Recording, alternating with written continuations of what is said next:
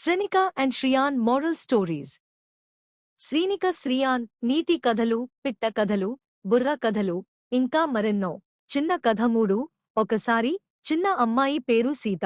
ఆమె చాలా తెలివైన మరియు ఆసక్తిగల అమ్మాయి. ఆమెకు కొత్త విషయాలు నేర్చుకోవడం చాలా ఇష్టం.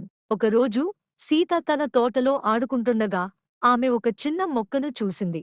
మొక్క చాలా చిన్నదిగా మరియు బలహీనంగా ఉంది. సీతకు జాలి వేసింది మరియు ఆమె దానిని ఇంటికి తీసుకువచ్చింది. సీత ప్రతిరోజూ మొక్కకు నీరు పోసి దానికి ఎండ కాకుండా చూసుకునేది. ఆమె దానితో మాట్లాడేది మరియు దానికి పాటలు పాడేది. సీత యొక్క ప్రేమ మరియు సంరక్షణతో మొక్క నెమ్మదిగా పెరగడం ప్రారంభించింది. కొన్నాళ్ల తర్వాత మొక్క ఒక అందమైన పువ్వుగా మారింది. పువ్వు ఎరుపు రంగులో ఉండి చాలా బాగుండే వాసన వచ్చేది. సీత తన పువ్వు చూసి చాలా సంతోషించింది. సీత తన పువ్వును చాలా ఇష్టపడింది. ఆమె దానిని తన గదిలో ఉంచింది మరియు దానిని ప్రతిరోజూ చూసుకునేది. పువ్వు సీతకు సంతోషం మరియు ఆనందం యొక్క గుర్తుగా మారింది. అప్పటినుండి సీత ప్రకృతిని ఎల్లప్పుడూ ప్రేమించేది మరియు గౌరవించేది.